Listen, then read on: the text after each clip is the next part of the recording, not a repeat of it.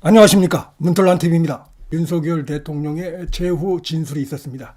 서서 약 한 70분가량 A4 용지 77장 분량의 본인이 직접 유필로 작성한 재후 진술서를 낭독을 했습니다. 이 내용이 지금 전문이 언론을 통해서 지금 이제 빠르게 확산되고 있습니다. 재후 진술에서 대한민국 현재 어떤가, 안보 위기에 있는가, 이런 부분들, 체제 위기에 있는가, 그다음에 본인이 이제 직무에 복귀하게 되면은 헌법을 바꾸겠다. 그래서 87 체제를 우리 몸에 맞는, 우리 사회에 맞는 것으로 업그레이드 되는데 남은 임기를 마치겠다. 그다음에 국내 문제는 총리에게 일임하고 본인은 해외 이런 부분에 대해서만 집중하겠다. 이런 내용들을 밝혔습니다. 그래서 하여튼 윤석열 대통령의 이 전문이, 재후 진술 전문이 지금 언론을 통해서 빠르게 확산되고 있는데, 헌재 재판관들이 이제 이 평의를 여는데 윤 대통령의 이 재후 진술이 상당히 영향을 미칠 수밖에 없습니다. 그리고 국민들이 보면서 상당히 공감을 할 것으로 생각이 됩니다. 지금 대한민국의 체제 위기, 안보 위기가 지금 이 정도 수준이었는가 한다는 점을 국민들이 보고 상당히 놀라고, 또 윤석열 대통령의 비상겸에 대해서 그 정당성에 대해서 공감하고 지지하는 이런 국민들이 상당히 늘어날 것으로 예상이 됩니다. 자, 일단 자신의 임기를 포기하면서까지도 87 체제, 이걸 좀 우리 체제에 맞게, 우리 사회에 맞게 이렇게 해서 업그레이드 시키는데 남은 임기를 최대한 다하겠고, 그 과정에서 자녀 임기에 연연하지 않겠다, 이렇게 밝혔습니다. 굉장히 중요한 제안을 했다고 보고, 우리 국민들의 다수가 이제 개헌을 좀 할 때가 됐다. 지금 국회의 이 폭주 이런 부분에서 드러났듯이 국회의 권력도 이 통제가 되는데 그게 안 되고 있어요, 지금. 그다음에 대통령 권력도 좀 줄여야 된다. 그밖에 여러 가지 지금 손볼 부분들이 많이 있지 않습니까? 정치인들이 앞으로 자기가 혹시 집권하면은 하겠다고 하지만 그건 믿을 수가 없어요. 화장실 들어갈 때와 나올 때가 다르죠. 그래서 윤 대통령이 자기 임기를 희생하면서까지 최대의 과제로 생각하겠다. 자신에게 그런 역할에 주어진다면 영광스러운 일로 알고 임기가 단축되는 그런 부분도 다 감수하겠다, 이렇게 밝혔기 때문에 국민들의 지금 공감대하고도 일치하는 부분이고 꼭 필요한 부분이고, 그렇기 때문에 헌법재판소가 이런 부분을 절대로 도외시할 수도 없고 도외시해서도 안 되고 상당히 영향을 좀 미칠 것으로 보입니다. 앞으로 이제 여론조사도 추가로 드러나겠지만 이 전문을 통해서 윤 대통령의 진정성, 그다음에 지금 제안한 이런 개헌 문제, 이런 거에 대해서 공감하는 국민들이 지금도 과반이 넘지 않습니까? 60% 70%가 되는데, 개헌에 대해서. 그래서 상당히 긍정적인 효과를 낼 것이기 때문에, 그래서 지금 이게 더욱 기각이 좀 유력해졌다, 이런 전망을 할 수 있다고 생각이 됩니다. 윤 대통령이 아주 좋은 자기 희생적인 이런 부분을 했기 때문에 헌재에서 이 부분을 상당히 긍정적으로 보는 이 여론이 커질 가능성이 높다고 보고, 결국은 대통령의 이 고위 권한이죠. 이 비상대권은. 그렇기 때문에 이게 사실 처벌할 근거도 없다.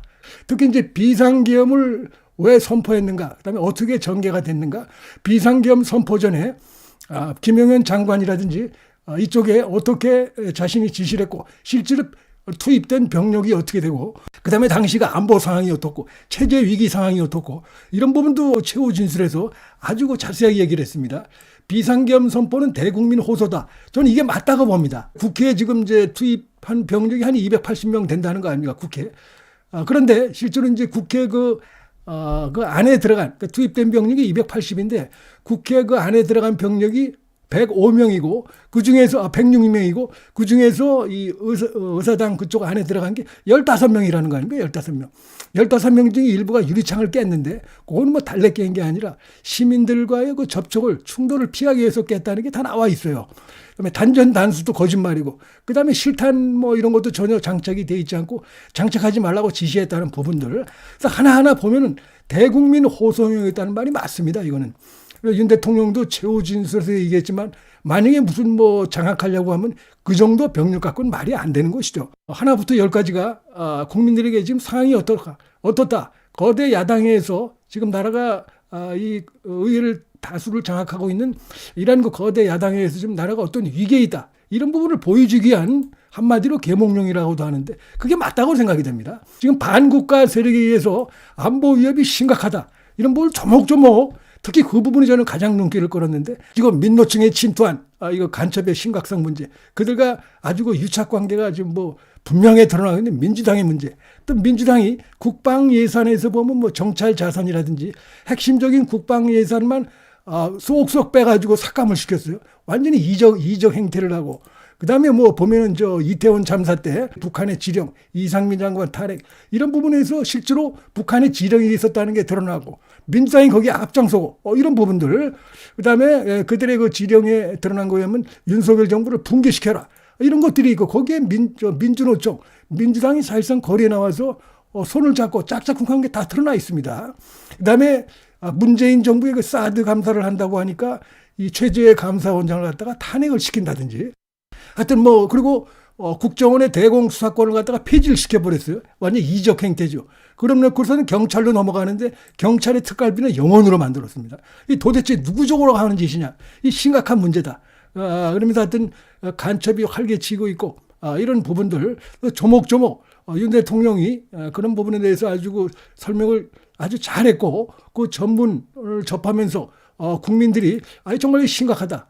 민주당 세력들 정말 이게 문제 있다. 지금 저 우크라이나 러시아 전쟁이 일어났을 때 참관단을 보내는데도 북한이 싫어한다면서 반대했던 자들이 바로 또 그 민주당 아닙니까? 이런 부분들 도대체가 이게 누구를 위한 정당이냐 이런 거. 그다음에 간첩법 개정을 이제 해야 되는데 그걸 앞장서서 반대하는 세력들이 또 민주당입니다. 그래서 이게 하나하나 아주 대통령으로서 느꼈던 위기의식 이런 부분에 대해서 잘 설명하기 좀 심각하다. 이런 것들이고 우리 헌법에 보면은 전시나 사변 준하는 뭐 준전시 또는 국가 위기 사태에서 대통령은 비상계엄을 선포할 수 있다고 돼 있는데 이것이 나라의 위기가 아니고 뭐냐? 국정이 완전히 마비가 돼 있고 체제가 위기 상황에 놓여 있고 안보가 심각한 위기 상황에 놓여 있고 이런 부분들인데 그래서 이거야말로 심각한 위기 상황이기 때문에 뭐 준전시보다 더한 상황이죠 지금. 그런 얘기도 했죠. 돌발적인 수준의 어떤 그 안보 현안이 아니라 근본적으로 구조적으로 이 체제를 위협하는 이런 쪽에 지금 위기에 처해 있다 대한민국이. 곽종건이도 지금 이제 공작을 받고 있는데 뭐 예를 들어서 이런 식으로 얘기하고 있습니다. 민주당과 곽종건 등이 정치인들을 뭐 체포하거나 국회 의사당에서 끌어내려고 했다. 여기에 대해서도 아주 그 설득력 있게 윤석열 대통령이 반박을 했어요. 요거 아주 저는 결정적이라고 봅니다. 터무니없는 주장이다. 의원들을 체포하거나 끌어내라고 했다는 주장은 국회에 지금 280명의 질서유지 병력만 계획된 상태에서 전혀 앞뒤가 맞지 않는 얘기죠. 어떻게 그러면서 국회가 비어있는 주말도 아니고 회기 중에 이런 병력으로 말이 안 됩니다. 이건. 그러니까 야당이나 이런 데서 억지 부리는 거고 요게 결정적입니다. 지금 곽종건이가 이런 얘기를 하고 있습니다. 뭐 윤 대통령이 의결 정족수가 차지 않았으니 본회의장에 들어가서 의원들을 끌어내라고 했다. 문을 부시고 끌어내라고 했다. 여기에 대해서 윤 대통령이 이렇게 반박했습니다. 지금 의결 정족수가 차지 않았으면 더 이상 못 들어가게 막아야지. 끌어낸다는 게 말이 되느냐? 이렇게 반박했습니다. 여기서 아주 베테랑 검사 출신의 윤 대통령의 그 능력이 묻어난다고 봅니다. 의결 정족수가 차지 않았으니 빨리 들어가서 의원들을 끌어내라고 했다는 것인데 아니 의결 정족수가 차지 않았으면 못 들어가게 막아야지 끌어낸다는 게 상식에 반한 거 아니냐. 곽종근의 얘기는 거짓말이다 이런 얘기죠. 이게 아마 헌법재판관들을 상당히 흔들 것입니다. 이런 부분들을 헌법재판관들이 어제 윤 대통령의 최후 진술을 통해서 이 부분을 심각하게 받아들일 수밖에 없어요.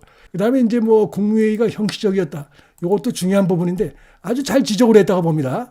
국무위원들에게 비상계엄에 대해 설명을 했다.